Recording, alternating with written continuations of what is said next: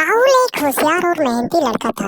वह पढ़ाई में अच्छा था और उसका सपना था कि वह एक सफल इंजीनियर बने। उसके माता पिता भी उसके सपनों को पूरा करने के लिए हर संभव कोशिश कर रहे थे। लेकिन जब राहुल 10वीं कक्षा में पहुंचा तो उसकी दोस्ती कुछ ऐसे लड़कों से हो गई जो पढ़ाई में ज्यादा दिलचस्पी नहीं रखते थे। वे अपना समय मोबाइल गेम्स, मस्ती और बेकार की बातों में गवाते थे। धीरे धीरे राहुल भी उनकी संगति में पड़कर अपना ध्यान भटकाने लगा। अब वह स्कूल के बाद घर आकर पढ़ाई करने की बजाय दोस्तों के साथ समय बिताने लगा। उसके माता पिता ने कई बार उसे समझाया लेकिन उस पर कोई भी असर नहीं हुआ। उसने सोचना शुरू कर दिया था कि पढ़ाई में ज्यादा मेहनत करने का कोई फायदा नहीं, क्योंकि उसके दोस्त भी बिना पढ़ाई के मजे में जी रहे थे। समय बीतता गया और बोर्ड परीक्षा का समय आ गया। राहुल ने पूरे साल ठीक से पढ़ाई नहीं की थी और परीक्षा में उसके नंबर बहुत कम आए। उसके सभी दोस्त भी फेल हो गए, लेकिन उन्होंने इसकी परवाह नहीं की। राहुल को जब अपने रिजल्ट का पता चला तो वह बहुत निराश हुआ।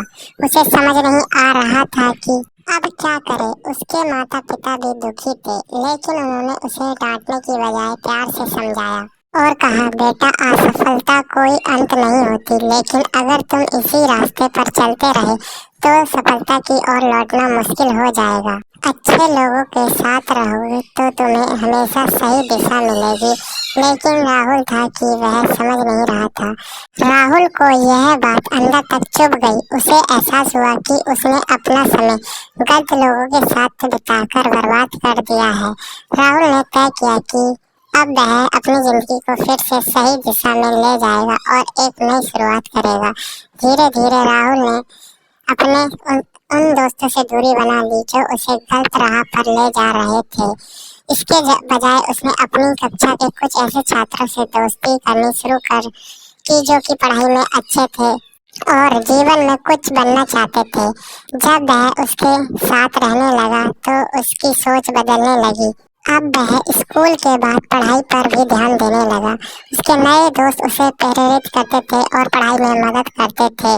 जब भी वह निराश होता, वे उसे आगे बढ़ने के लिए मोटिवेट करते और कहते कि धीरे धीरे राहुल ने अपनी पढ़ाई में सुधार किया और अगले साल उसने मेहनत से पढ़ाई की और अच्छे नंबरों से परीक्षा पास की। राहुल की यह कहानी हमें एक बहुत बड़ी सीख देती है कि आप जिन लोगों के साथ रहते हैं वही आपकी सोच और आदतें बनाते हैं, क्योंकि सही संगति ही जीवन की सबसे बड़ी ताकत होती है। कहते हैं कि इंसान जिस माहौल में रहता है वैसा ही बन जाता है।